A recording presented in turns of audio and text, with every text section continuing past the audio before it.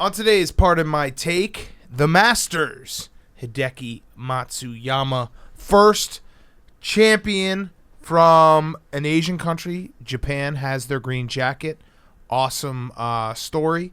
And we have a full recap of the Masters. We have Scott Van Pelt from Augusta, as is a tradition unlike any other. Scott Van Pelt calling us while he walks through the woods in Augusta, Georgia.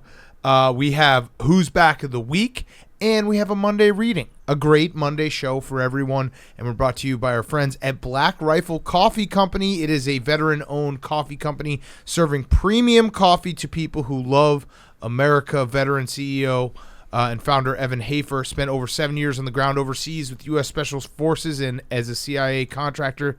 Evan even modified his gun trucks during the invasion of Iraq to grind coffee anywhere. That's a guy who loves coffee. I love coffee. Coffee makes the world go round. Black Rifle Coffee is delicious coffee. They sent us a bunch.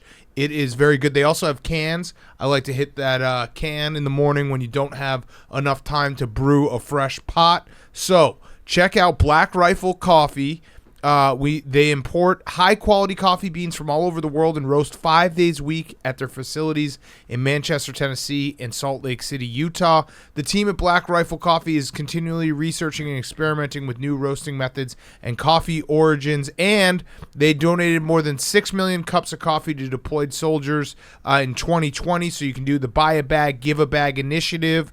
The best way to enjoy Black Rifle Coffee is by joining the coffee club. You pick your perfect roast, how much and when you want delivered to your door, and they take care of the rest. It's free to sign up, and you get free shipping, discounts, and partner brands, and early access to new products and club-exclusive products. So check it out, Black Rifle Coffee. Go to blackriflecoffee.com. Use code TAKE at checkout today and get the freshest coffee in America shipped to you.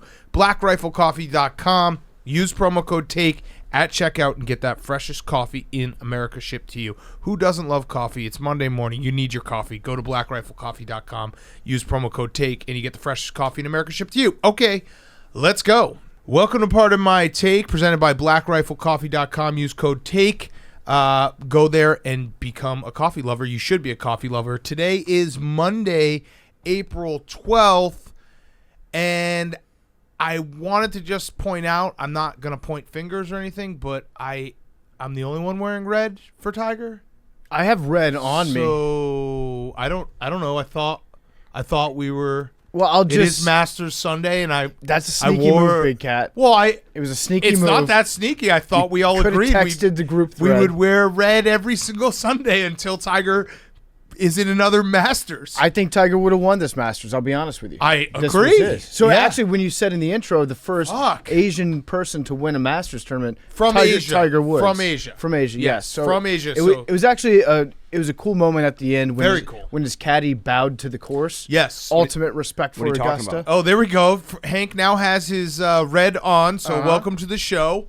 Hideki Matsuyama is your Masters champion 2021. I'm wearing black for Prince Phillip. There we go. Gone too soon. Respect. Gone way too soon. But yeah, it was kind of a snoozer of a Masters. Very cool story in that Hideki Matsuyama is the first Asian-born player to win a Masters. First time, obviously Japan, 85 years. The fact that like a guy has entire country like hopes and dreams resting on his shoulders. I don't know how he fucking does it. Yeah. Like I think about like the pressure of these moments, and then you add in that, and it's like incredible, and he won it somewhat easily. Yeah, so there was a moment on the first tee where it was like, is the moment too big? Is he going to choke this way? Then he bailed himself out on that hole. I think he salvaged a bogey, right? But he was like way off in the woods on that first tee shot. That first tee shot was very relatable. Yes. It was like you could tell he's sitting there. He has an unreal second, back nine. We're golf guys. I was going to say second nine, but I meant back nine on Saturday. Moving day, which a lot of people were confused what moving day meant. No, moving day is a real thing. Yes. A lot of people thought it might be movie day, which it also kind of is, but it's moving day. He sits overnight with a 4-stroke lead and then comes out and just totally biffs his drive. And it was a very relatable moment of like, you probably were thinking about this way too much, dude. It is fucked up that they make you tee off in front of everybody. Yes. Like, that's got to be, the nerves in that situation have to be bad. And then he almost choked it away on the back nine. Yep. But then Second nine, Xander Schauffele bailed him out by choking harder than he choked. And for like maybe 5 seconds, it looked like we might have some competition going into the back 3 holes, aiming corner, as we call it. Yeah. But yeah, he pulled the last 3 innings. The last is what they call it. Yes, the final third of the golf course. But yeah, I mean he played the best golf all week, and it was very cool to see. I'm actually very excited to see what the Masters dinner is going to be like next year. Yes. If I'm Hideki, I serve blowfish liver and let the chips fall where they may, maybe thin out the field a little bit. Holy shit! See who gets poisoned. Yeah, that would be okay. I like that. I like what you're thinking there. I was reading up about Hideki after he won. He's a notoriously private guy, so not a lot out there about him. But he was asked on Saturday. There was a 77-minute weather delay, and a reporter asked him what he did during it. And he said he sat in his car and looked at his cell phone. So as far as I'm concerned, this guy is us. Also and I love him. Yes. Yeah, like just getting lost in your cell phone instead of, I don't know, stretching or keeping loose. He's just like, no, I'm gonna check out some memes.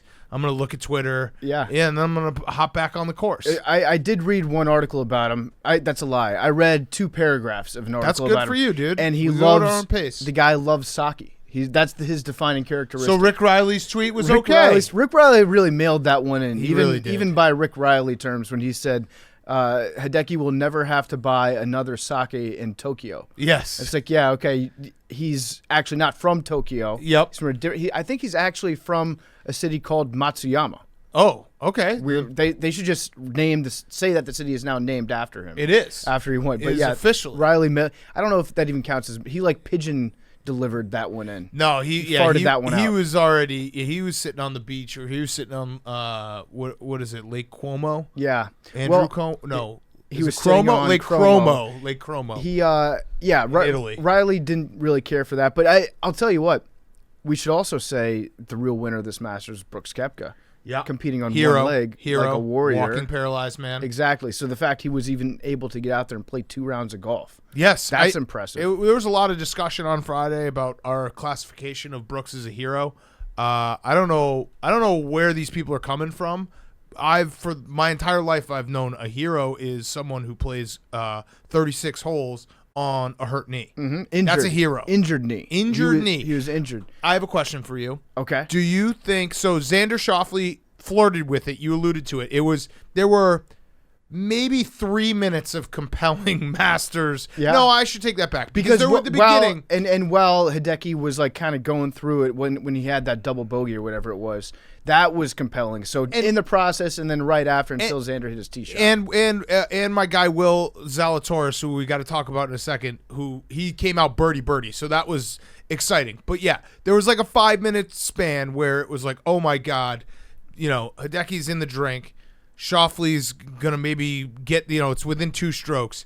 I thought to myself, is there a chance that if Xander Schauffele wins the Masters, does Jim Nantz drop and X going to give it to you? Yes. Yeah. Well, no, it was going to be Faldo. It was going to be the Patrick Reed, all right, Imagine in honor Dragons, of DMX, who tragically passed away. Yes. Do you think he was thinking that? I think Faldo had it queued up in his head. I think that instead of saying like lightning and the thunder and the thunder and the lightning and the thunder, it was going to be Faldo saying like either X going to give it to you, or there was another one that he had queued up. I'm trying to remember what the other big line that I was thinking, because I was thinking the exact same thing. I like your take, by the way, that Nick Faldo might have a more nappable voice than Jim Nantz. I think he does. Yeah, because I agree. It's softer now. Jim Nantz, you can tell he's amped up whenever he's in Augusta. Like that, this is Jim Nantz's vacation that he takes every year is when he's actually working at Augusta. So he's excited. Don't get me wrong, it's still the same ASMR for dads where it will put you to sleep. But when I hear Faldo, it's like you just hit me in the face with like a gram of Dramamine. Yes. And I'm just like, I'm just freebasing NyQuil at that point. I also like Sir Nick Faldo, sorry, apologies. Sir Nick Faldo's ability to be the gatekeeper of all of golf. He oftentimes drops like a R game, and I kind of like that. I like that we have a gatekeeper out there watching over for us. I also, like I love the Masters. Everyone loves the Masters. It's great. It sucked that it wasn't super exciting down the stretch, but I did. Will Zalatoris was my guy. I was riding him like a horse. I was hoping that he was gonna come through. He's the one to watch. I think we need to get him on the show. I think we need to add him to our stable of Brooks, Max Homa, and I think Will Zalatoris I think he's ready. I think the Adam Sandler bump. He got the Adam Sandler bump. He's just got like a hilarious frame to him. It's like, you know how you always say Michael Phelps' body was made to be a swimmer? Mm-hmm. His body was made to be a golfer. No shoulders or torso whatsoever. Long arms. And just the torque. Just the torque on that. Spin rate. He looks like if Billy had taken up TikTok instead of sports. Yes. Yeah, pretty much. He is if he stands sideways, you can't see him. Yeah, like it's crazy how skinny he is. So I think we're gonna have to add him to the stable. I also I felt like a total fucking idiot when people were tweeting about the Adam Sandler thing on Saturday. I want to say, and someone had created a meme that was like he actually was in Happy Gilmore, and I was like, holy fuck, and I almost retweeted. I was like, you fucking asshole. Like, that movie came out 40 years ago. Mm-hmm. And he's like 24 years old. So credit to me for not doing that. But he is the guy who won who didn't win. Yeah, and it was fun hearing Jim Nantz say he's Latoris. Yes. That was just erotic. No bonks, but that's a bonk. In a platonic way, it was hot. Yeah. Hot. Other things. I've got a Colin Cowherd take. Okay. You ready for this? Yeah. I think that Augusta National is the Kardashians of golf courses. Because everyone talks about it all the time. Mm-hmm. It's perfectly manicured. It always makes sure that it's presented in its best light. They always go. They even with the papers that they give you, if they give you like a wrapping paper for a pimento cheese sandwich or a barbecue sandwich, that's green. So even if it falls on the ground, you don't see all the trash getting blown around. Yep. They always make sure that it's always got its best foot forward, and they will go out of their way to make sure that it is never presented in like a frumpy light. They take care of maintaining the image of the golf course. Yep. And they probably both won't let Lamar Odom onto their property. That's true. That is also true. That's my Colin Cowherd take. I like that. I remember what I was going to say. Matsuyama. So he wins the Masters, 85 years, waiting for the green jacket, Japan, all this stuff.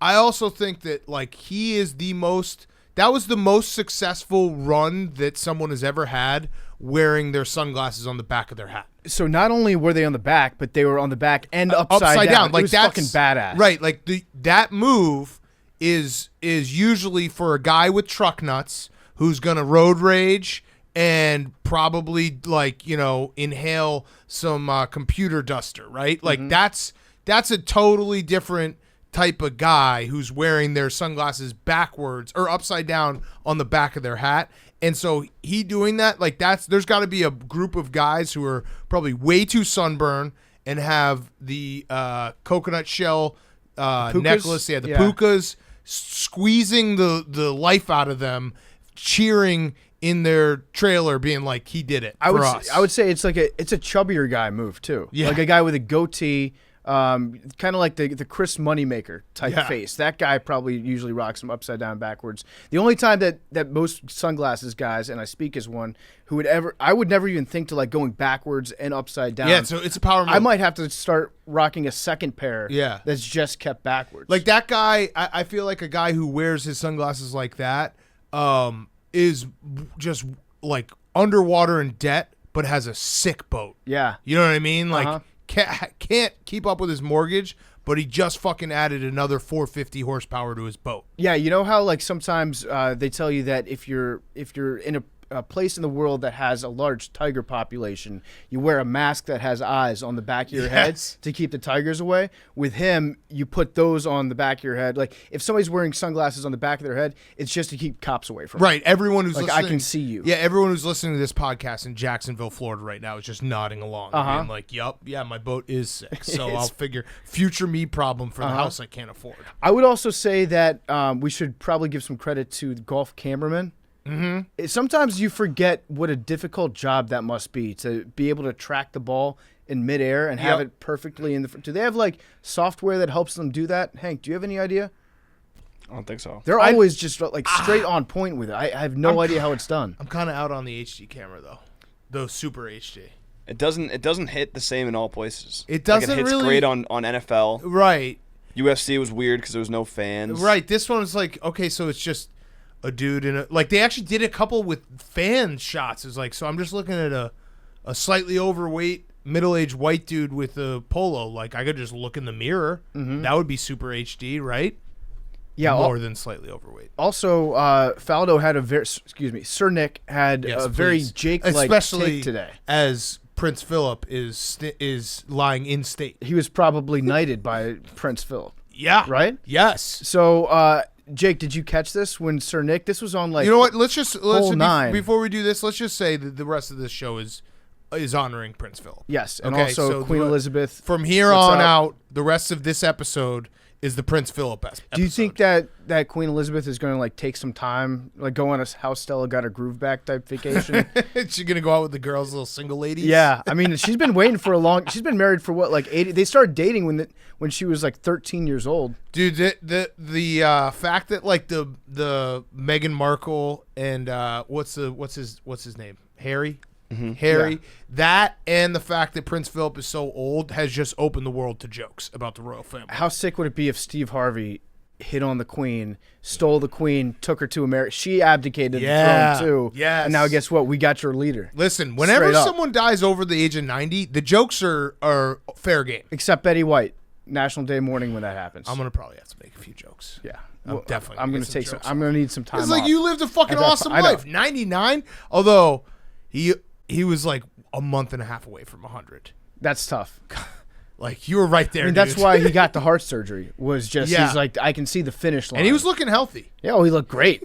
He like skincare. I don't know what his routine was. Again, this is all in memory, so like this is all lovely. Right, we're remembering the good times. Exactly. All the different times we actually thought like he was Al already Davis. dead. Yeah. He probably looks better now. Yeah, he definitely He's in a better place, literally. I mean, they always put, like, in the mortician, they dress you up. They glow you up big time.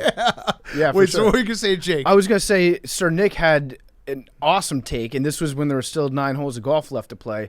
He said, I think that if he wins, Hideki will be the one who lights the Olympic torch this summer. What do you think about that? I like it. Wow. Makes sense. That's a Romo call. Yeah, it's a Romo call. That's a Romo call. I started thinking about it. I was like, who else, like in the sporting world right now? Otani, Shohei Otani.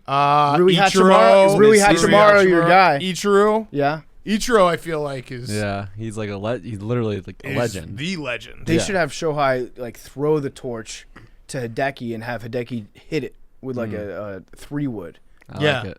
Or Ichiro slap it and run to first. Yeah, and just feel single. Make contact with it.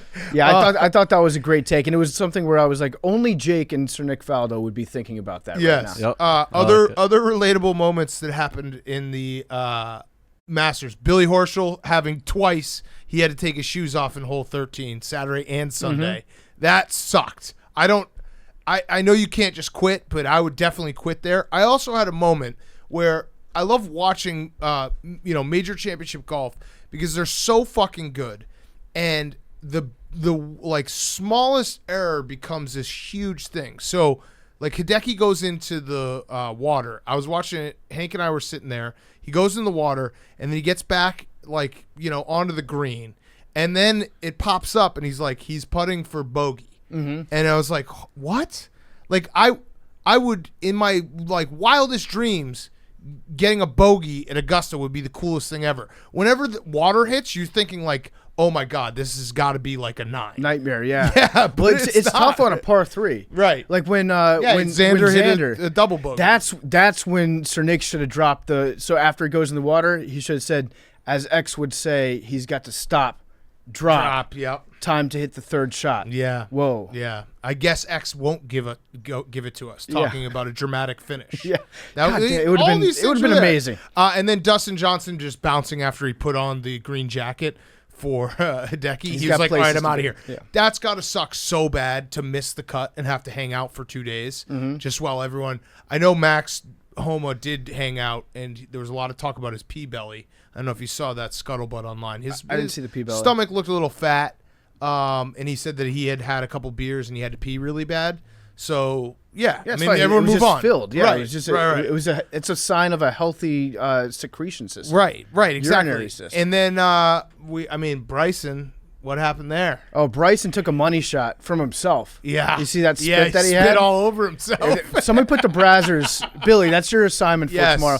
Put the Brazzers logo on Bryson just dribbling a loogie onto It was his own like chin. spit, and I think he was kind of doing a snot rocket at the same time. Out of his mouth. It He's was got gross. one hole. It was so gross. But yeah, he I didn't realize didn't do so well. I didn't realize that Patrick Reed wore a CBD hat. Yeah. That's very funny. Which is That's- like, there's no way that his wife allows him to take CBD. No, absolutely not. It's like podcasters and Patrick Reed are the only people It was that are purple sponsored. too. He looked like the purple hoser. They should have had Zalatoris should have worn because it said CBD. Zalatoris should have had one that just said CHD, Call Her Daddy. Ooh, that That would would've been a nice cross And it would be promotion on it. sick if like Phil Mickelson was it just said weed. Yeah, Like, yeah, I'm just going to the hard stuff. that'd be sick. Yes. Phil, it was nice seeing Phil out there. It was like Yeah.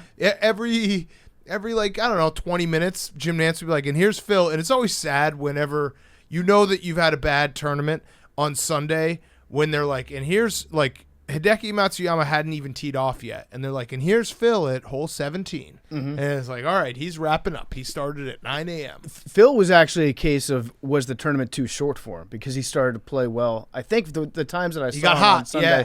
Phil got John hot Rahm- at the end. John Yeah. Rahm got hot. John Rahm got hot at the end. I think I understand why people like Jordan Spieth now because Jordan Spieth, after every shot, he's like yelling at his ball. Yeah, no, he's a every head single case, time. man. It's Total head It's case. kind of fun to watch when it's in Yes. the air and he's giving his ball specific instructions. He's like an old person that you run into in the countryside of Ireland when you ask him how to get to the highway. He's telling his ball like, okay, make a left at this tree, take 2 hops, and then put the backspin on it, and then it ends up in the water. And he's Yes. like, oh shit, I blew it again. Yes. Okay, last thing before we get to our Who's Back, and we're going to do more Masters talk with Scott Van Pelt in a minute. Some great insight from Augusta. Jake, we asked you. You have the call in Japanese and Italian.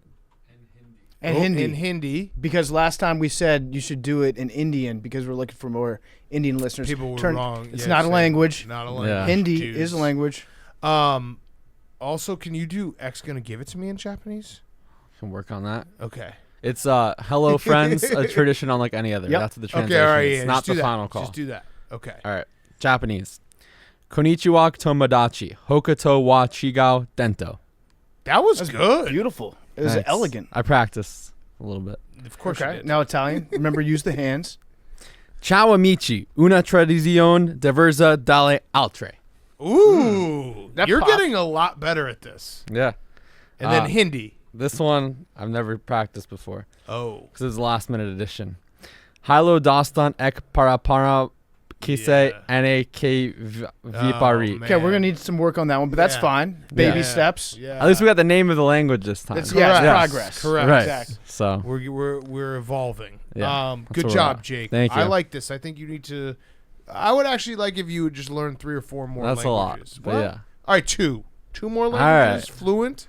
Any championship, I'll do the final call. So we have the I- final 4 of the Masters. Yeah, I would like to also see you do some sign language for our deaf listeners. Mm-hmm. Yep. They're Yes. out there, Jake. Yes. Yes, they are. And maybe some typing in Braille for our blind listeners. I can type with my eyes closed. That's insensitive. That's not. That's yeah, that very, has it's nothing to do nothing with at all Braille. like what Yeah. they deal We with. should probably cut that. No, That was mean. No, it wasn't mean. For it to be mean, it would have to be like mean spirited. Yeah. You just said it off the cuff. You were actually Yeah. saying like You were I actually trying have to the help. ability Right. to type with my Right. eyes closed. Exactly. Right. Yeah. Apologies if I. No, you're. Doesn't mean I to think you're anybody. okay. All right, let's get to Who's Back of the Week. Who's Back of the Week is brought to you by our friends at Cash App. I was gonna say Bitcoin Cash App, but you can buy Bitcoin on the Cash App. You can buy stocks. You can link it directly to your bank account. The Cash App does it all. It is the best app out there. It's super easy to use. Go download it right now, Google Play Store or App Store. I saw Bitcoin is just like, are we on the moon yet? It's like 60,000. If you're not buying a little bit of Bitcoin every day on Cash App, what are you doing? So do it. Download the Cash App from the App Store, Google Play Store today. Put in code Barstool. You get $10 for free and $10 to ASPCA. Just go buy that Bitcoin. $10. Put it in there, and in 5 years, it will probably be $10 billion. Going parabolic. Yeah, exactly. Past the moon. Get on the moon with the code Barstool Cash App. Thank you to Cash App. We love you, Cash App. Okay, Hank in his red towel. What is that? Is it a towel? Kerchief. Is it a cum rag? Skeet rag. Is that a cum rag? It's a kerchief. Okay. It's a crunchy rag. I got a bunch of who's backs. My first one, Ronald Acuna Jr. Face of baseball. Face of baseball. He should be. I think he's a freak. I think He's a freak I of think we nature. have to be having that conversation. He had like a 420-foot home run, and he beat out an infield single on the same game. He's got it all. Five-tool How many player. tools? 5. Can you list the 5 tools? 5 plus. List the 5 tools plus. right now. Okay. Running, fielding, hitting, thinking. Name sounds cool. Name sounds cool. Has Ronald Acuna Jr. is an awesome name. Intangibles. Has the tilde above the N, as Bryce Harper pointed out. Ronnie. What are the 5 tools? Running, Throwing, hitting. hitting for power. Yes, hitting for power, Yeah. hitting for contact. And then Babbitt. Fielding? No, fielding. Yeah. Glove work. Yeah. Wouldn't fielding be? Speed. We just missed this. Speed's on there too. That's I think- running. I think there's 7 tools. Yeah. That's what I'm saying. He's 5 plus. Yeah. Easy. My who's back is Shane O'Mac getting thrown off of cages. That just happened? Happened last night. Fuck yeah. It's just it a did. nice little thing you can kind of always like check your calendar.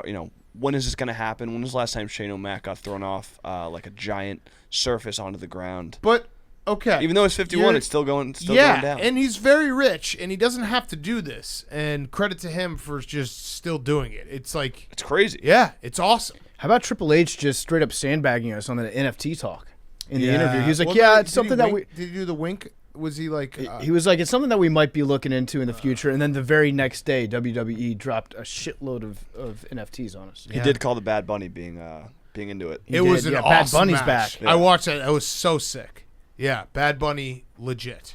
Makes up for his Corona commercials. Yes. Who's is that? Your I had posterizations as well. Miles Bridges. woo. It was quite a dunk. That should. What's the next level after like a poster? Because that's what that should be. Is it a mural? Like that was such a violent dunk. A mosaic. Yeah, Clint Yeah, Capella, poor Clint watercolors. Capella. That was just. I think get out of the way, or you just know what it injure is? him. You got timelined because the entire timeline was Yeah. just videos of That's that dunk. exactly right. That's exactly Got right. timelined big time. Mm-hmm. Is that it, Hank? We're good? My who's back of the week is receiver swag. Wide receivers playing above their swag level. I saw Billy tweet about this, I think, too. The NFL is just, I guess, giving clearance to wide receivers to wear single-digit numbers. And Is that official? It's a major there goes the neighborhood moment. I think it's going to happen. Peter King leaked it out, and when Peter King has a scoop like that, it's Roger Goodell just being like, "Peter, you are my trial balloon." Yeah, they're changing. You're right about they're it. allowing all new numbers, right? Hate it. I don't like it either, Hank. Yeah. Get No, it- it you know broke what? my brain when I saw it. I was like, this isn't fair because it's not only that. It's like linebackers can wear Don't like it. any number now too. Like imagine a linebacker wearing number 25. Yeah, I hate it. That's crazy. That's what Georgia That's football does. crazy. Do you want the entire NFL to look like Georgia football? I don't. And when it comes to wide receivers that are wearing single digits, give me a nice boxy 88 any day of the week. I Cancel think culture. what they It's- should it's do. the TikTokers being like normalized receivers wearing any number they want. Here's what they should do though. Bullshit. They should make it so that you get, let's say, 5 single-digit numbers on your entire team, and it just has to be your 5 best players. That would make it like if your best player is a guard, they wear number 6. Like it's just that's because I'm going to say something nice about soccer, but the best player on the team wearing number 10 is kind of cool. Yeah, who's the 10 this year? It would Yeah. be cool if it was like the best player wears this specific number, maybe each position group. Like, who is the 7? Okay, the 7 is the best linebacker out there. I think that'd be cool. I agree with that. What do you, Billy? You don't like it either, do you? I think it was all about how like there's no I in defense, and it's like how are you gonna have a team of a bunch of single digit linebackers? I forgot exactly what I said, but It's defense. Wait, yeah, are you? yes, I think that What did he if you're say? wearing like a number 1 or 2, that should either be for like the best kicker or the worst quarterback. It shouldn't be a wide receiver. Yeah, but it also, I think it's badass when like number 2 is a sick defensive end. So that's just in college. It looks weird. It's cool to have like Jadeveon Clowney when he was in college and he wore the single digit. It looked awesome, but it also broke my brain, my scouting brain. I was like, how does this guy project to the NFL? Wait, is this guy going to play quarterback in the NFL? Just saying. I like having those rules in place that keep my brain in a neat, orderly parameter. No, I agree. Instead of having to do all this math in my head by looking at numbers. Yes, I agree. It's fucked everything up. Is that it? That's it. Okay. Yeah. My Who's Back of the Week is the debate of whose man is it for the Brooklyn Nets. So the Brooklyn Nets lost to the Lakers on Saturday night, prime time, a Lakers team that didn't have LeBron or AD out there. And it has been pointed out that the Brooklyn Nets this year, they are 36-17. They are 27-7 with James Harden playing, and they are 9-10 without. Ooh. James Harden is the best player on the Brooklyn Nets. Well, what's the record been since they got Blake? I don't know. It's probably I think they've lost a couple times. I know they lost to the Bulls. Probably, let's say 5-2. Okay, that's pretty good. Yeah. So it might be Blake's team. That's a guess. So, but 5-2. I do love the whose man's. It was inevitable that we were going to have that conversation when it came to this. But thing. I kind of Well, I watched the game last night and I knew James Harden was out. But I also there were times where I was like, wait, they should just have James Harden score. Like, they need to get back in this game. They should just have James Harden do James Harden things. So I'm kind of buying, I guess it would be my own thought of just James Harden's the best player on the team. I just love the idea that Kyrie takes these personal days, just like depending on what cycle, what is it, like what phase of the moon we have going? Mm-hmm. Like what stage is it Aquarius rising? He's taking a day off. Yeah. What are you going to do? He's taking a day off. Let him take a day off. And then my other who's back is the Corp is back because ARod, what's the next best thing when you can't buy the New York Mets? You buy the Minnesota Timberwolves. Mm-hmm. That's a pretty good consolation prize. That is when they list all the franchises in all the sports, I think Mets and then Timberwolves come right after the Mets. I mean, everyone always talks like the major markets. You talk about the Mets, the Yankees, the Lakers, historic teams, the Minnesota Timberwolves, George Mikan. Yeah, listen, you spend a lot of time talking about like early stages Kevin Garnett, like how great he was. Latrell Sprewell. Yeah. Have you asked if he's going to move him? All the Ricky Rubio. I have not asked, but I know that Spencer Hawes is already asking. So I said, yeah, maybe.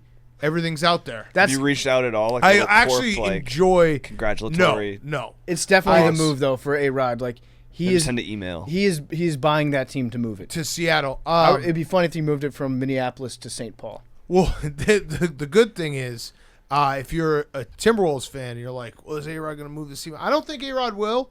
And his co-owner is also like an upstanding guy who made all his money at Walmart. So no way will he move this team. No chance. He's about the communities. The mom and pop shops are what are most important to him. Mm-hmm. So yeah. The Corp is going to Minnesota. How does J-Lo feel about Minnesota? She seems like she'd be a big fan. Loves it. Yeah. The Lake Minnetonka. The mosquitoes. Ever heard of it? The state bird of Minnesota. Yeah. Prince. He's dead. R.I.P.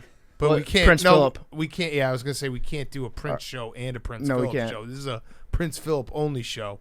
But yeah, Timberwolves. I do appreciate the few stray people on Twitter who like actually get mad at me, being like, "You better not move the team to Seattle." Like you really think that? I mean, if ARod's smart, do with this, he would say that it was all your idea. Yeah, that's true. I will be the fall guy. Mm-hmm. If I actually would love to be the fall guy in that situation, because then I'd be the fall guy either way. Like, you want to keep the team in Minnesota?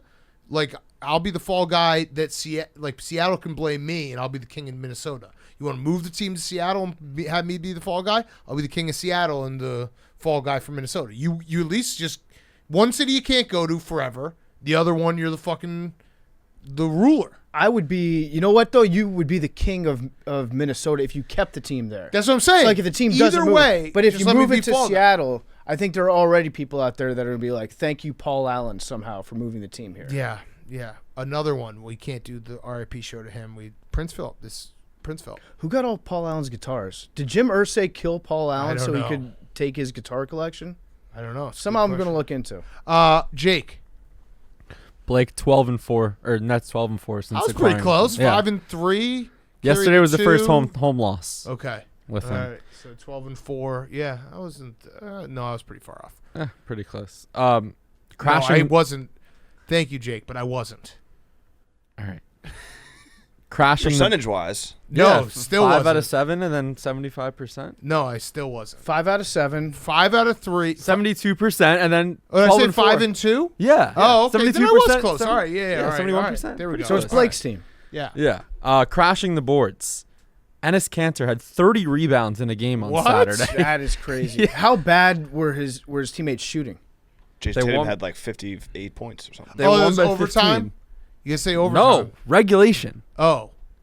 Was that Friday? No, it was last night, Saturday night. He had 30 rebounds in a game. That's It crazy. was overtime, though. That's That's the Timberwolves? No, it's Blazers, Pistons. Oh, he's not on the Celtics. Whoops. Yeah, so like there's just some stats in sports that it's just like jaw That dropping. is crazy. Like in the box score, you just see 30 rebounds. Yes. It Has just doesn't seem possible. Has anyone ever had a triple-double with fewer than 10 points? Oh, with like Ooh. blocks or steals. Yeah, blocks or steals. I was I'm watching sure. an old clip of Shaq in college, and he had a triple-double with blocks, and it was so fucking sick. He would just catch Yeah. the ball as Yeah. you were trying to shoot it. Yeah. He had like Yeah. 11 blocks. 30 rebounds is insane. And then congrats to Liam. His UMass Minutemen won the Frozen Four. Whoa. Let's go, Liam. Hockey school. You just say that, and then everyone has to respect it. Just keep moving. Yeah, hockey school. Got it. Billy, you got a who's back before we get to SVP? Just a quick one. Fans are back. I turned the fan on. You know what? You're kind of right. I turned my air joke. conditioning on for the first time last night. Yeah, it's that. I mean, I have a fan in my room. I just turn it on, and it's going to be on until like September or October. Yeah. So You- that's always a good feeling. It is a good feeling. Do you like the sound of a fan? Does it make you fall asleep easier? Yeah, a little bit of a underlying noise for sleeping. Yeah. You thought about saying white noise, but you didn't. Yeah. So like the first time that I spent the night in a hotel room with Hank and Big Cat, they turned on their fan apps without telling me they were about to do it. It was one of the most bizarre things ever. I was just looking around in the room like, is this normal? I need to have white noise. You have to announce that though. You have to be like, hey, I'm going to turn on this That's loud white noise. screeching sound. It wasn't screeching at all. That's not It was what a broken- fan. it was a that's broken not what fan. a fan sounds A like. heads up would have been nice. That's a screech. I got a is bad not- night's sleep that night and forgot my It's- wallet it's- at the Cleveland, the Q Arena or It's whatever it is. we weren't even in the same room. We were just in a shared, like. It was the same room. Was it? Yeah. Hank Fuck. was on the couch. That's right. Maybe it was the bus. That also. No, I remember the hotel room. I remember being just startled and being like, "Are you guys okay?" Not yet. It's an Amber white Alert? noise. I think a lot of people sleep with fans on. Yeah, but I just, a heads up would have been nice. I think it's a totally normal thing to sleep with a fan on. Not screeching. Not even close to screeching. No screech whatsoever. It's just a shh. So half the people just fell asleep. That's true. You Right put there. that. You put that with Yeah. Sir Nick's voice. Yeah. Billy. Billy, what did you get into this weekend? Why aren't you in the studio right now? I'm just studying. I got this long paper going. Bill, we were laughing because Billy, he is a real life drill tweet where he was essentially saying like, "Hey guys, I don't know if I'm gonna be in because I have a big test on Monday and then another paper on Tuesday," and they were like, "So what are you doing Saturday?" He's like, "Whoa, I have to enjoy myself." I'm like, "You know what? You're right. You do. It's your senior year." But yeah, your time management is I actually would like a time management, like a detailed breakdown maybe on Friday's show. Dude, I found this huge stump and I climbed it next to the river, and it's actually really cool. And that was That's what what you on did Saturday. instead I'm of actually gonna- studying Yeah. and Yeah, coming I'm to gonna- your yeah. job. I found the highest place next Yeah. to a body of water, and I got on top of that I motherfucker. climbed- And then I jumped into the river. It was sick. Did everyone cheer? Wait, No. how cold was the water? Oh, it was the perfect temperature. What? Wait, let me find No, it. no, it wasn't. Did you do a pencil It's dive, like- or you go it's- head first? This is like the second day that it's been nice out. Dude, it was great. It was just like, it was a perfect, like, because it was like 90 degrees out. No, it wasn't. Where were you? Billy was so drunk. I He was just in- imagined I'm in- all of It was this. 62 degrees. You were in New York. No, I sent you guys a picture of the stump. Okay, let's see this stump. We'll see the stump and we'll get to Scott Van Pelt. Oh, here it is. There you go. All right, we got the stump. Wow, what a stump. It's a pretty big stump. I'm not- Bro, and you Oh, wow, jumped you're off on it? this? And you climbed it? Yeah. Wow. Who's So that? that's why you're not here today. Who's your friend Yeah. that's on the stump? Your friend that's like way out of shape.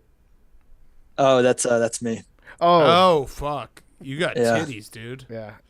They're pecs. Phil I don't think Mickelson. that's what pecs look like. All right, let's get to Scott Van Pelt. This interview with SVP is brought to you by our great friends over at Coors Light. The mountains are blue. Mountains are always blue in our world. We love you guys sending us pictures of your bottles, seeing how blue the mountains are. Do you ever feel like you're always on? You ever need a moment to chill? You ever feel like you need to hit the reset button, get ready for what's next? Well, these days, everything is go, go, go. Work, family, friends, a million pressing social issues, and an expectation to be on 24/7. Sometimes you just need a moment to turn off and hit reset, and that, my friends, is when you reach for Coors Light. It's made to chill. It's our favorite beer. We love drinking it. We're very excited to have Coors Light as our main beer sponsor this year. The mountains on the bottles and cans turn blue when your beer is cold. Hit it. You want Hit it, Big You Cat. want me to do it? That's the sound of a refreshing Coors Light. That was incredible. You mind if I join you? Yeah, do it. That was incredible. Yes, that is the coldest sounding opening of a beer that you will ever get, and that's from our friends at Coors Light. It always sounds super cold when you open up a Coors Light. It's as crisp and as refreshing as the Colorado Rockies. Perfect for a moment to unwind. You know what's also refreshing is Coors Seltzer. We love Coors Seltzer as well. We love Coors Seltzer. We love Coors Light. We love drinking them. Coors Seltzer has these new flavors. They got black cherry, mango, lemon lime. Get Coors Light and Coors Seltzer delivered straight to your door with Drizzly or on Instacart. Huge shout out to everyone that participated in the Coors PMT lottery. We're going to be doing awesome things with Coors Light all year long. Stay tuned for what's next. Celebrate responsibly. Coors Brewing Company, Golden, Colorado, and Fort Worth, Texas. And now we got to do the lottery ball drawing. Oh, yeah. Is that right now? Yeah. Okay. Okay, so this Here is we go. for everybody that sent us their Coors Light, the PMT lottery ball entries. We're into the not contest. guessing. If it's Winner 99, I'm going to take credit for it. The winner gets a jumpsuit, I think, the PMT Coors It jumpsuit. is 10. It's 10. All right, if anybody Mitch sent us Trubisky. 10 God, we'll look it up. Congratulations on your Coors Light jumpsuit. Now here he is, Scott Van Pelt. Okay, we now welcome on our very, very good friend. It is Scott Van Pelt. I said it at the beginning of the show. It's a tradition unlike any other, having Scott Van Pelt on the show after the Masters on Sunday. So thank you as always. That had no drama. None. Well, I mean, for a second, like it was fake, right? I mean, it was like, whoa, what do we have here? He's in the water on 15, and then Xander rinses one on 16, and then it was gone. Which all credit to Matsuyama, who was brilliant. But I kind of like the title game the other night, right? Like you're waiting for UCLA Gonzaga again, and instead it was like, oh no, but Baylor's just a lot better. And in this case, Hideki, who a lot of people have been waiting on this. I mean, he's been really good for a long time, and this was his time. He was excellent. So a lot of people don't know the difference between the Masters and other tournaments when it comes to how they like handle the yardages and the yardage books that every player gets. In my mind, this is like the test of not only who's a great golfer, but a caddy. Like, how good is your caddy? Because the stuff that they have to fill in on the yardage booklets, it's kind of insane. Can you kind of walk us through what goes into all that? Look at PFT dropping in, like, what are you, Golf Channel? Are you Brandel Chambly on here? Dude, don't bleep say that that. name. Yeah, we don't talk about Brixley Chambliss. But you know what drew me in, Scott? I forgot. That's I just hit it OB. I just hit it OB right there. Yeah, he's, for people who don't know, OB means On board. awesome shot. Yes. Awesome shot. Okay, so all right, so I'll try to extricate myself from this. What I'm saying here is, that a lot of the tour events, there are these books that have very specific yardages to everything. They have these books that tell you what all of the undulations on the greens are. It's basically Cliff's Notes. Like, and I think I know me and Big Cat. I'm pretty PFT. You're smart, but I'm pretty sure we were kind of lazy guys, right? Maybe Cliff's Notes here and there, just to do what you had to do. Spark Figure Notes some was stuff my out. jam. Okay. Yeah. Well, these are Cliff's Notes for the golf course, and Augusta National, they don't provide them, and you've got to sort it out on your own.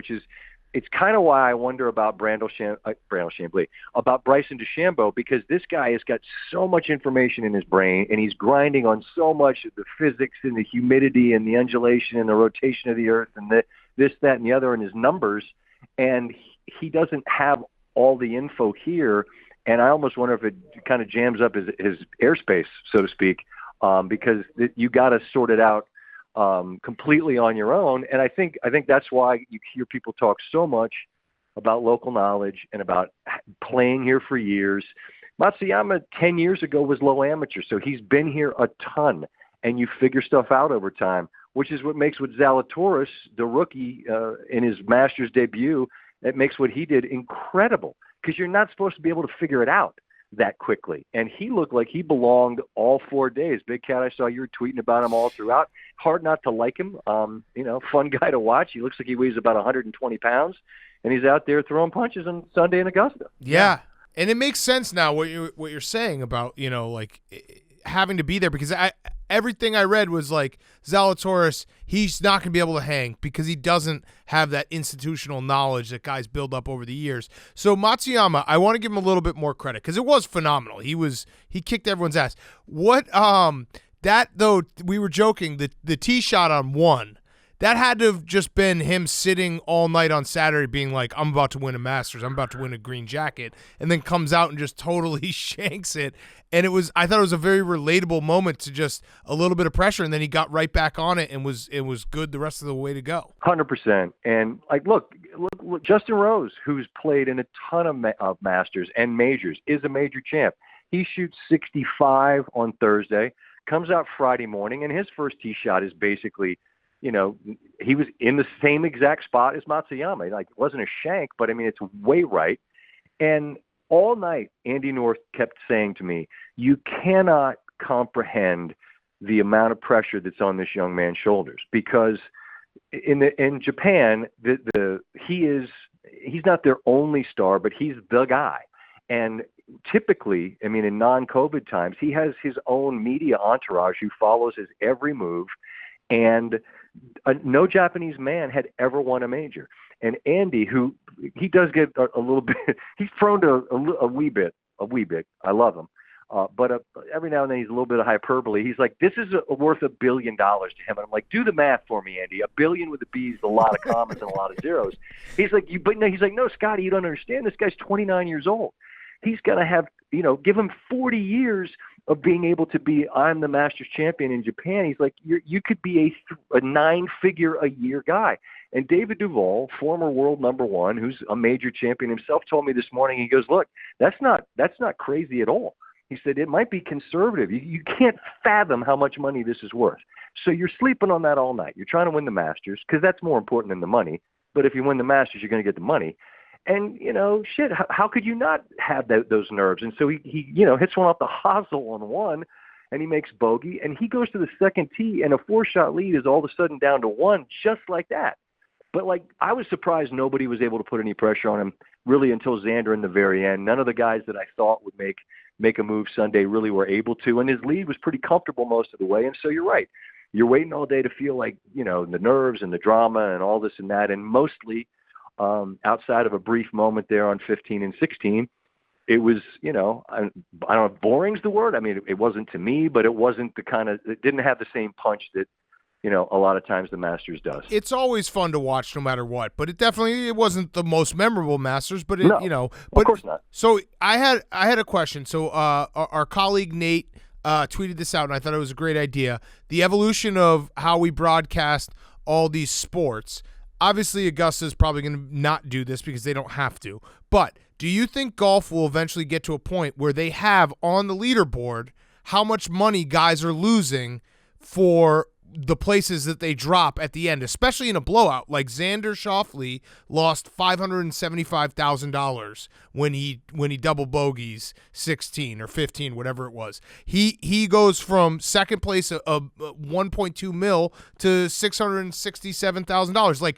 That would actually be compelling down the stretch if these guys are making putts even at 12th or 13th. Hey, sure. He just made an extra $40,000. I could see that other places, not at Augusta, because at Augusta, it's the money in their estimation is inconsequential. Yeah. You're going to win a ton of it. I mean, he won more than two, and Zalatoris won 7 figures on Sunday. I mean, basically matched what he won in his whole life with a second place finish. But the way they see it, that's really not what you're playing for.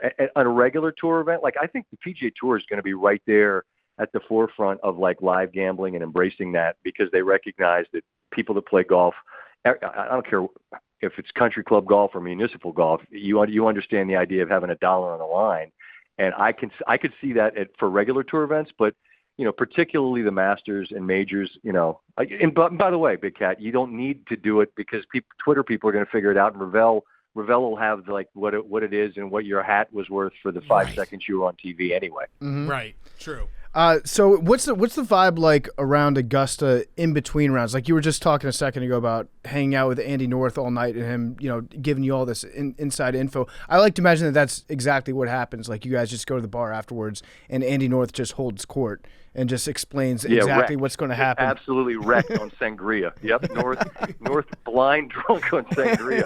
Now, honestly, I mean, normally these weeks are incredible in terms of hospitality, because you have you've got to come down and see it sometime. Like Russillo came here and he's a pretty he grades with a sharp pencil, right? Like he came here and he was like, bro, I can't believe that place, because it is the sort of a who's who of Fortune 500 types, and everyone's trying to outdo each other when it comes to hospitality. And so it is insane. I mean, shout to our boys at Wheels Up, my guy Kenny Dichter, you know him well, the Wisconsin Badger. Yep. Like their party every year is the party. They've kind of done the same thing at the Super Bowl, and obviously Barstool, your guys' things have become massive shindigs as well. But it's a little bit of who can top the other when it comes to who can get the best guests and who can put on the best, just the best parties. But this year, with things being what they are, it's completely different. But it doesn't mean that me and North don't just sit around the house and get blind drunk on sangria and watch the Golf Channel. Really get crazy. We gotta go. You also left out the biggest celebrity there this weekend, Ryan Fitzpatrick. Yeah, was rocking the Hawaiian shirt. Did you get a chance to talk to Fitzy?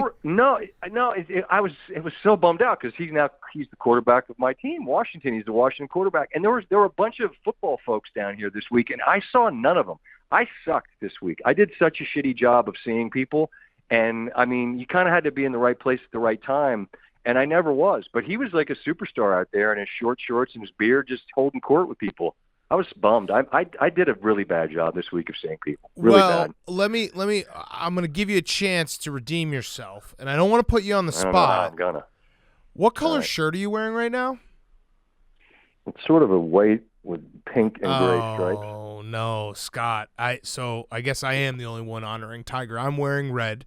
I wore red all day. North wore red and black on Wednesday for our show. And shot him. Gave him a text, told him he was holding it down for him. Good. So I failed. I didn't honor Tiger. You failed. I know there's been Masters that he hasn't competed in, but it does feel. Can you feel it like that when he's not there? Because it feels it like we were talking about it on Thursday and Friday. It doesn't have that. It's almost like a gravity force where it's like, okay, there's a lot of golf going on, but what's Tiger doing?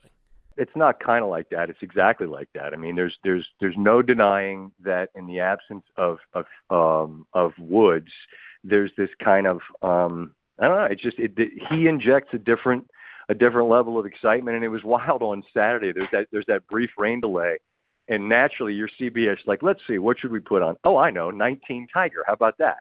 And when the golf starts back up in the afternoon, there's part of you that's like, okay, well, good, let's get back at it. And then there's part of you, I'm sure, that people are like, no, I want to watch Tiger win, because what he did that day was nuts, just in terms of the emotion of the moment. And so, look, everybody knew he wasn't going to be around. There are a bunch of young players that I think people like, and when DeChambeau plays well, I think he captivates a lot of attention.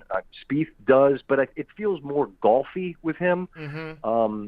It feels like it's more of a golf crowd that kind of follows his ups and downs in every move. I think there are a ton of young guys that are compelling, and the sport has got plenty of people that can carry it well. It's rated well without Tiger, but particularly here, there's just no denying that. That not having him, you lack what he provides, and it's really something that only he provides. Yeah. I was wondering if you got a chance to run into Sir Nick this weekend, and if you did, I Can you tell me how long he's planning on growing his sideburns out for? Because right now, Nick looks he's going for like the aging trombone player in a ska band look, and he's pulling it off. But I just don't know how much longer and sharper they can get. I like the specials. Like, who are we talking about? Good, like a good one, or like a knockoff? No, like a really good 1980s ska band. He's been around. It's like him and the lead singer are the only two remaining members. Yeah.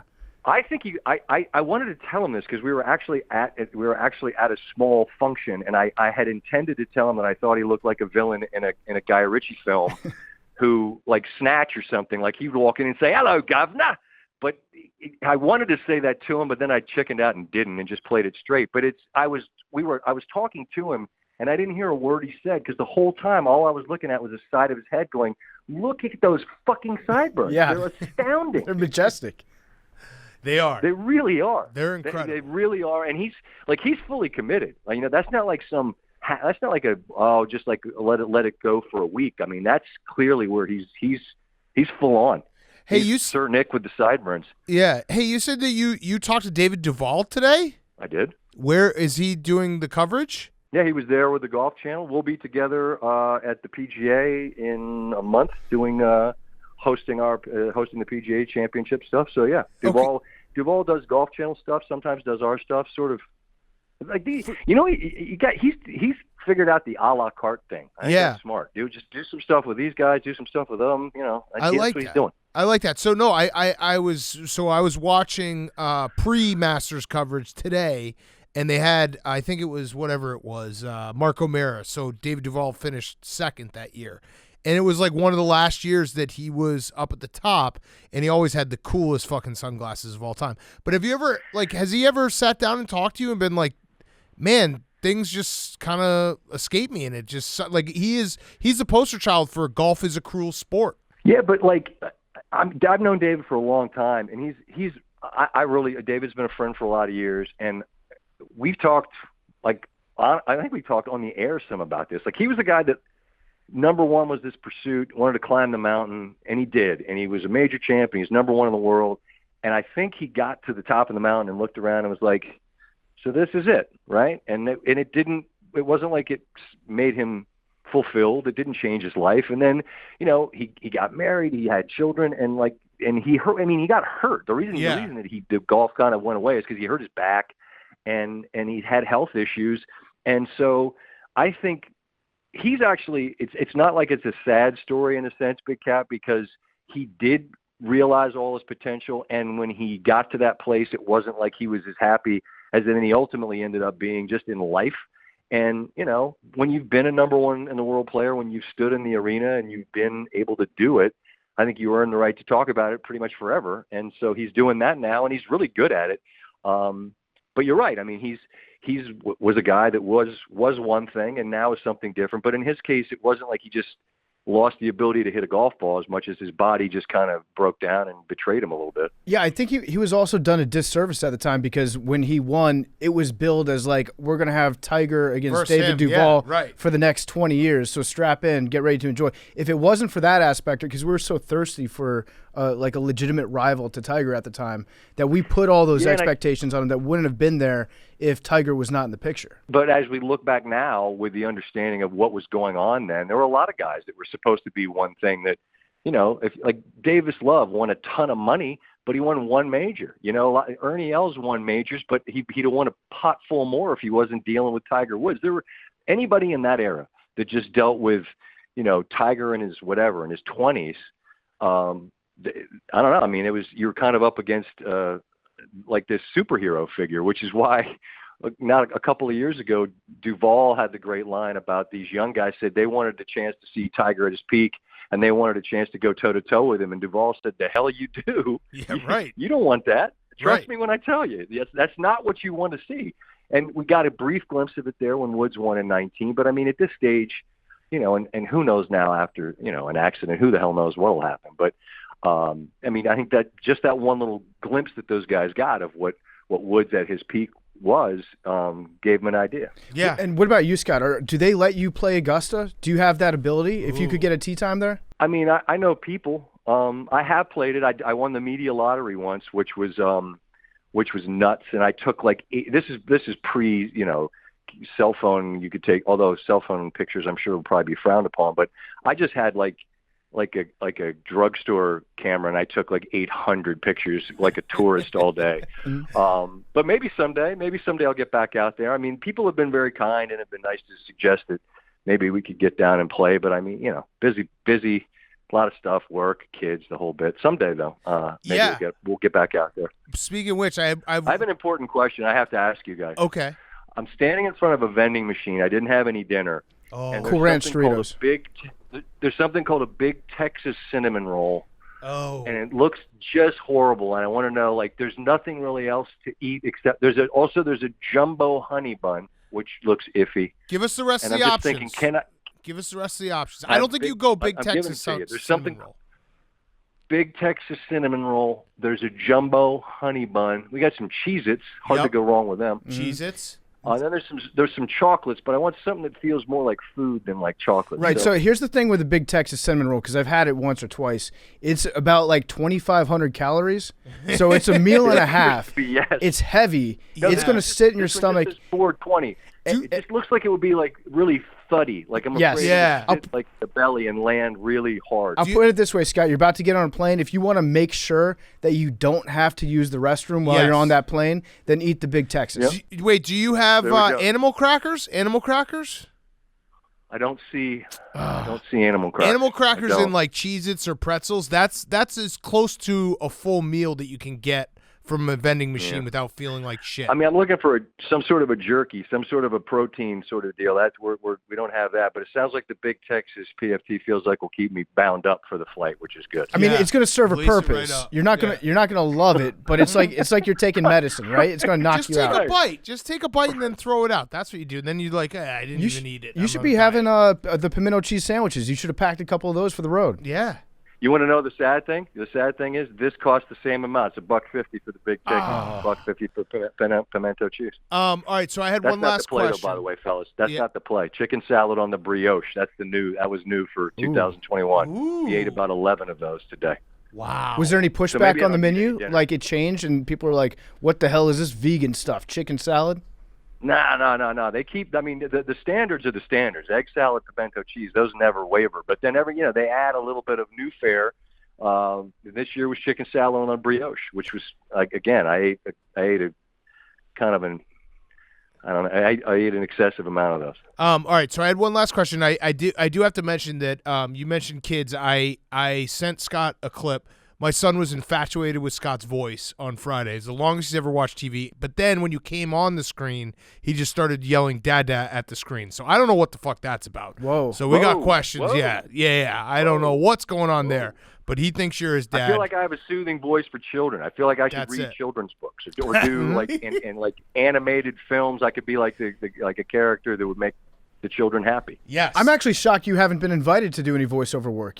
Because you would Shrek 4. Yeah, you would be a hit. Yeah.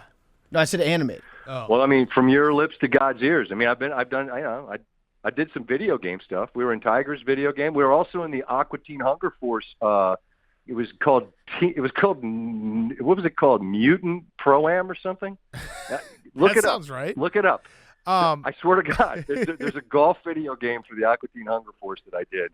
I don't know that it sold as many as the Tiger video games, but I haven't been in any cartoons, which I feel like PFT is going to get that sorted for me. Yeah, we got Boner Dogs. Yeah, Boner Dogs. We'll get you in. You'll be the announcer for the dog race. Yes, that's perfect. So I'm in. Can I do an English accent like I did with Mick Faldo and just say, "Hello, Governor"? Yes. Yeah, you can be both. You can interview yourself. Well, this whole entire episode, you don't even know this, but this entire episode has been memorialized for Prince Phillip. True. So that's perfect. Wow, pour one out. I'm gonna get some. With the Big Texas Cinnamon loved- Roll, I'm gonna get like a can of the dry ginger ale. I'm gonna pour some out for him. No, Prince Phillip loved Big Texas cinnamon rolls. That was his favorite snack. That's what did him in. You should have had another bite. That's why he only lived to 99, not 100. All right, my last question. Do you have a Fats Russell jersey yet? No. Fats is in the transfer portal and he's headed to Maryland. But I mean, we're excited. Just how good a name is Fats? Like just the best. You know what it is too? I think he'll have another like resurgence where people who watch college basketball, and then flip on. I'm really talking about gamblers who flip on a URI game against Dayton on a Wednesday night, and they're like, "This guy's name is Fats." Once he goes to Maryland, everyone's gonna be like, "Holy shit, there's Fats Russell." Dude, that's Fats. It's Fats. He led the show one night. Yeah. Big Cat, he led the show one night when he was at Rhodey because he had like 41. Yes. And it was, I think, 2 years ago. Little did I know that someday he'd be my favorite player and that I'd end up with a jersey with Fats. Do you think, though, that the Maryland success that will happen next year, which I'm sure it will. They've got a great recruiting class right now. Well, no, not recruiting class. They're doing the transfer portal. Do you think that's kind of cheap? Do you think it's cheap because Wisconsin doesn't have anybody? No, just answer the question. Don't make this about me. I'm asking you a question. Do you think that your success next year, which I'm sure you guys will have tons of success at Maryland, is cheapened by the fact that it's all transfers? I don't because this is what – listen, when Duke started getting guys in the transfer portal, then it meant everyone was in the pool, and if everyone's in the pool, the hell with it. Like, what are you going to do?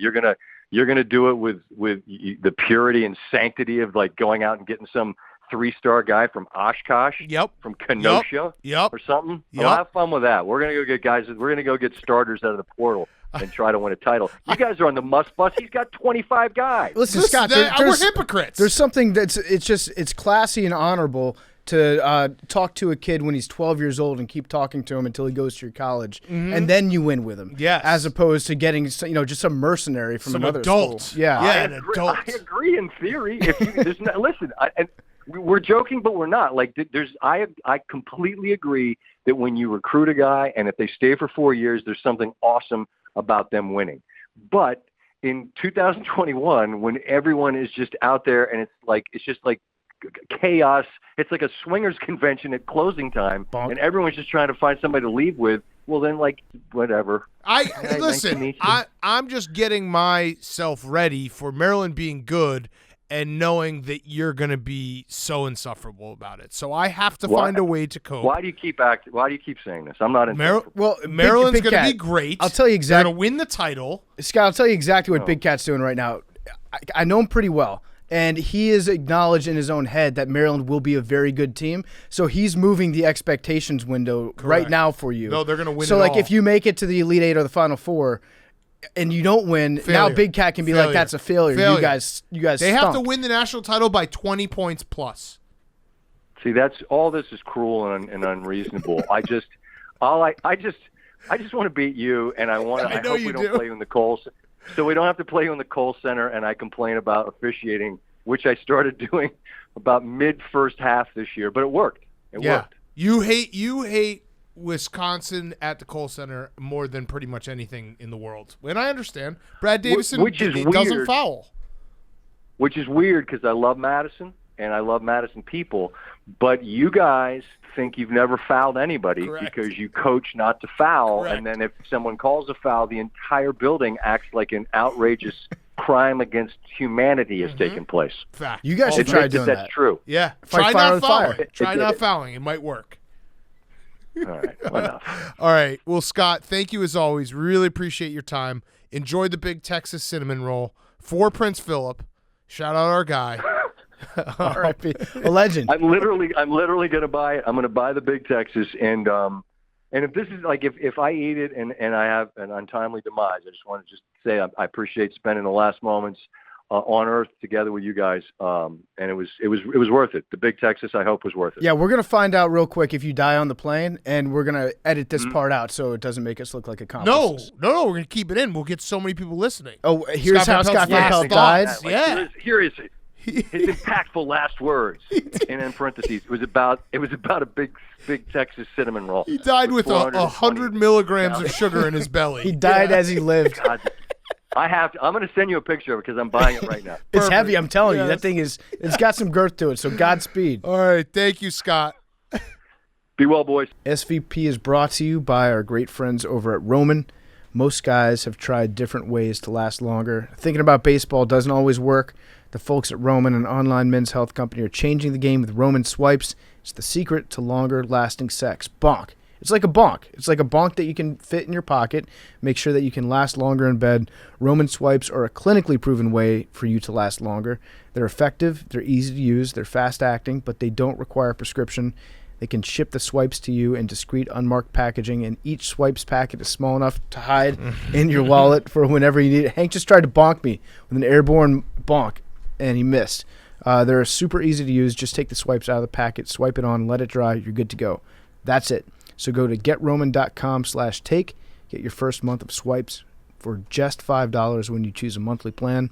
That's GetRoman.com/take. Okay, we are going to finish up Monday's show with a Monday reading. Monday readings are back. We do Monday readings whenever we have something that is Monday reading worthy. And this turns out that it is very much so Monday reading worthy. So it is something that Hank found on AWL DM'd it to me, so shout out AWL. Shout out to AWL. And it is titled an interview with the man who keeps uploading my feet to WikiFeet. So WikiFeet, I guess, is a fetish site for feet. PFT, you probably know something about it. Yeah. No, I'm not a foot guy. All right. So we're gonna do the Q&A, and what we're gonna do is, so this writer, I think she's a politics writer. She found her feet online at WikiFeet. Then she found the guy who's been uploading it and did an interview with him. And we're gonna have Jake be the part of the foot fetish guy, and PFT and I will be the part of the interviewers. We're Lauren Bassett. And we're going to stop at random spots to laugh about this. Okay. I'll start. Robert. Is it just Robert, or do you go by something else? You sound young. Yeah, just Robert, and I'm almost 60 years old, young lady. Oh. Do you consider yourself a foot fetish? Yes. Since when? Age 6. Okay. This is already just not me. Jake, that's very no, specific. That's you. That's very specific. Don't break character.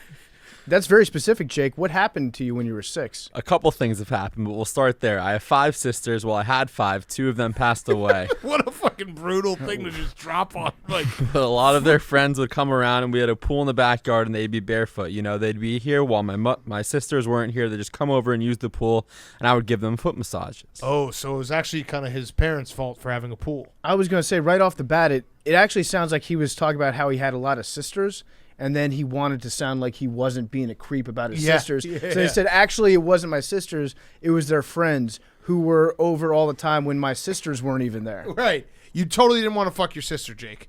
What was the other thing? When I was about 9, these new people moved on my block, right? They were older girls, and they had their own pool across the street. We were playing this game, and they were like, well, we have to tie you up because we captured you, you know? You're the bad guy. They tied me to a lawn chair with my hands over my head and my feet tied down, and they started tickling my feet, and it just drove me crazy. I think that's what made me realize there's nothing wrong with it. It's fun. I just didn't feel like it was weird or anything, so I'm thinking to myself, hey, what's the problem with this? This is who I am. I'm not hurting anybody. I'm not robbing banks. Just let it ride. That's when I decided. Who gives a SHIT? Okay, I'm already on this guy's side. He might be, people are going to say he's a creep, but the minute you drop off the, like, hey, I'm not killing anyone.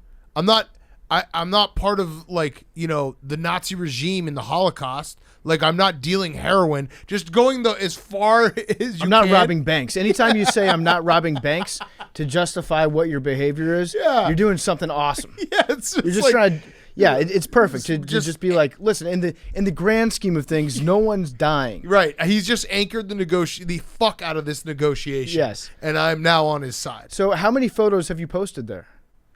Well, for example, if I'm watching... Oh, wait, you missed one. Oh, how do you interact with WikiFeet? How much time a day do you spend on it?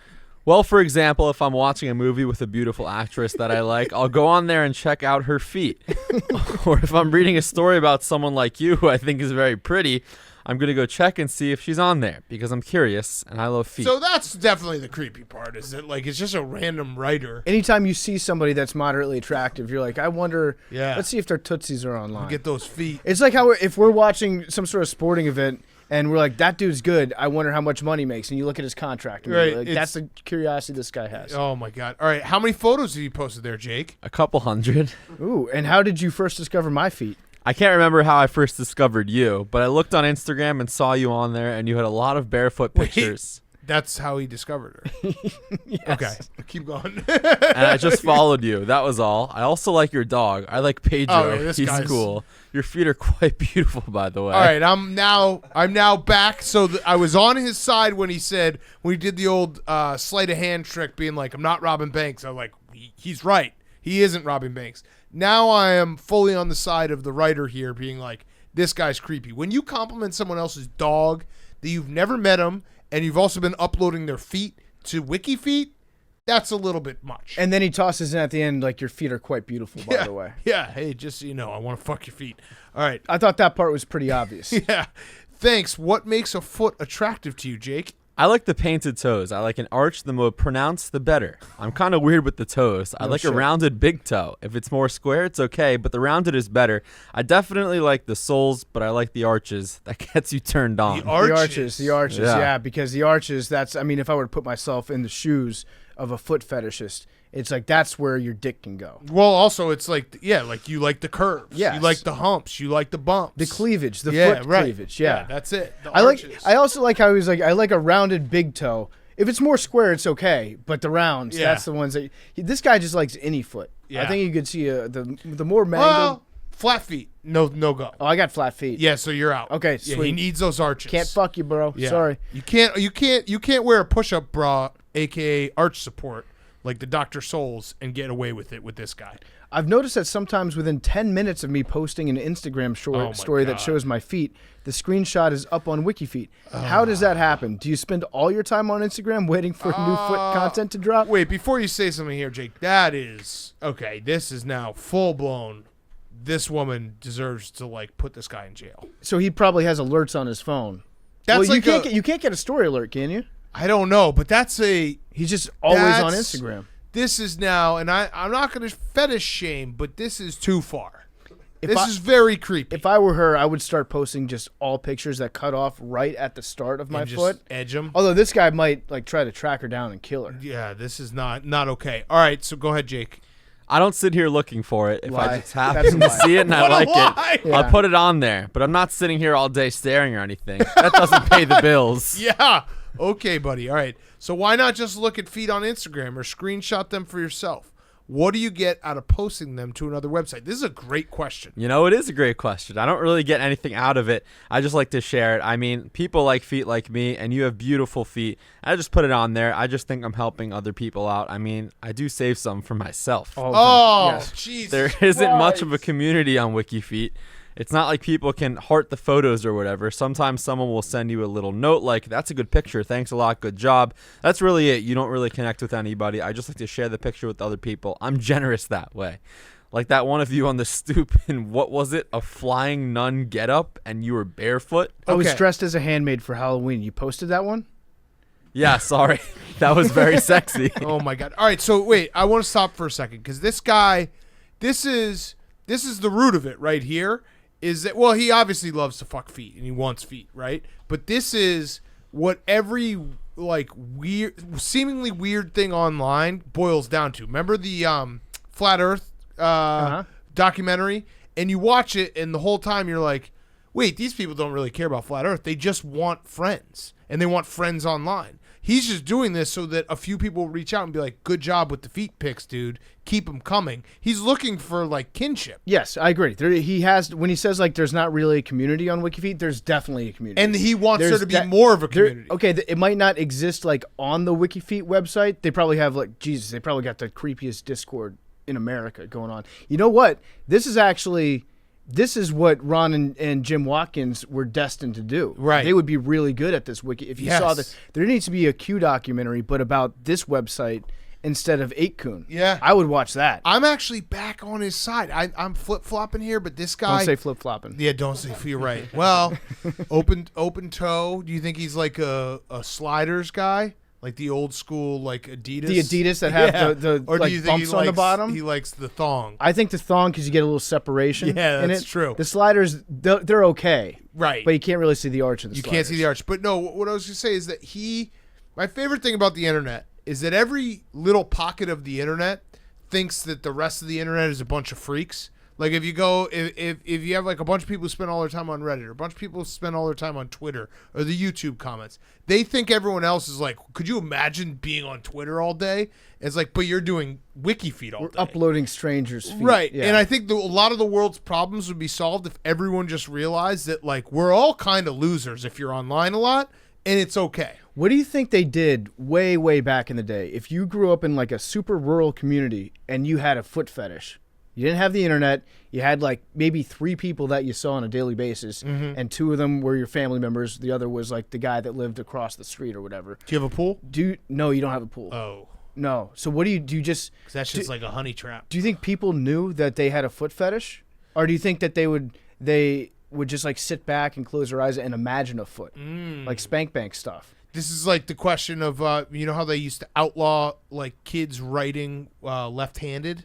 No. And, yeah, they used to basically not let like kids do things left-handed. Satanic. And then when they started letting people do like be naturally lefties, a rise in lefties happened. Everyone's like, well, where did all these lefties come from? It's like, well, we suppressed them. Yeah, so we've been suppressing foot fetishes. It's which came first, before the rise of the internet and like the photograph even. Yeah. Did people have foot fetishes? Do you think if this guy grows up in like Toronto, he has a foot fetish? Because I think the pool really has a lot more to do with it than he lets on. He had access to feet at a young age. Always. Yeah, that is a pool. He basically, it'd be like, why are you addicted to cocaine? Well, I grew up next to Club, 54. Yeah. Is that what it is? Well, I grew up in Medellin. Yeah, right. Is that what Club 54? Studio 54. Studio 54. Yeah. There we go. That's like, dude, you had access to feet. Yeah, if you grew up in Canada, you or it might become like more of the forbidden fruit. Oh, so you got to grow up somewhere in like because you only Ohio. You only see although Ohio seems maybe like 5 bare feet a week. Yeah. On a good week. Yeah. You just hang out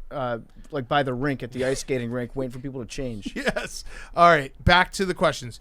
Do you ever think about how it might be a bit invasive to take someone's personal photos and put them on a fetish site without their knowledge or consent? That some people might be unsettled by that. That's a great question. Yes, I do think that, except I can't call up Jennifer Aniston and ask. But it does cross my mind because I have 5 sisters and 6 nieces. Wait, no. 3 sisters. 2 of them passed, unfortunately. Yeah. And I guess not everybody would be kosher with it. Believe me, it crosses my mind. I do have a conscience. I think people seem to have a good sense of humor about it. No. I mean, you obviously do. Some celebrities say it's a badge of honor.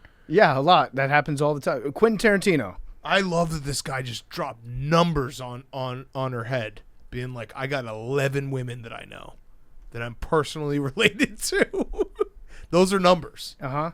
I'm looking up all of our names, by the way, right now in WikiFeet to see if we're on there. I mean, the once upon a time in Hollywood when it's just like her feet. That was one of the craziest things. I know there's a bunch of them. This is all making me uncomfortable. Visit WikiFeet men. All right, I'll do the next question. Okay, yeah. I noticed that WikiFeed has pretty strict rules. Actually, these are kind of boring questions. Let's get to the better questions. What are the best feet you've ever seen? Marilyn Monroe, Kate Beckinsale, Laura Bassett. I'm ASS kissing, baby. Grace Kelly, Rita Hayworth. Oh, my God, I love her. Oh, okay. You've posted Rita's feet? Yeah, I did, but she's gone, so I don't think she gives a SHIT. That's a good point. Do you rate women's feet on WikiFeet? Yes. Do you ever rate them poorly? No, you know why? And this is silly. Like, I know these people, but I don't want to hurt their feelings. If they're ugly, I just don't go there again. Wow. Okay. They have a merch section on their website here. Okay. Don't drink in WikiFeet. That's on a sweatshirt that they have. Okay. Dave's on the website. Okay. There's 7 pictures of Dave's feet on the website. Surprising. He probably put them on there himself. Yeah. What are your main interests besides feet and the Yankees?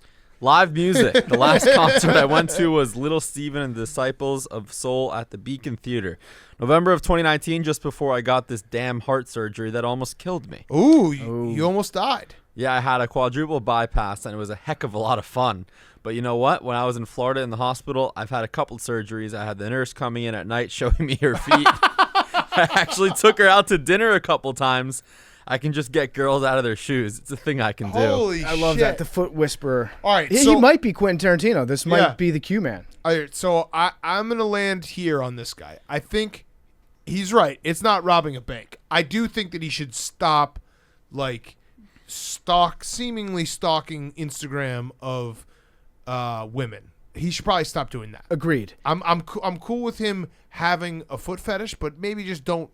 Just be a passive foot fetish guy. Like, look at Wiki. That's the don't part. upload. That's the part I don't get, because there's something else to the fetish that goes beyond just enjoying looking at feet. When you're like, I know 700 horny guys that will also want. He wants friends. He wants friends. Wiki Feet is his group chat. Right. Exactly. So we need to get him friends, and then he'll just be again a passive feet guy. Yeah, I wonder what would happen if you just put this guy, if you took away the internet from him, took away his phone, and just put him and like 5 buddies on a beach with an open bar.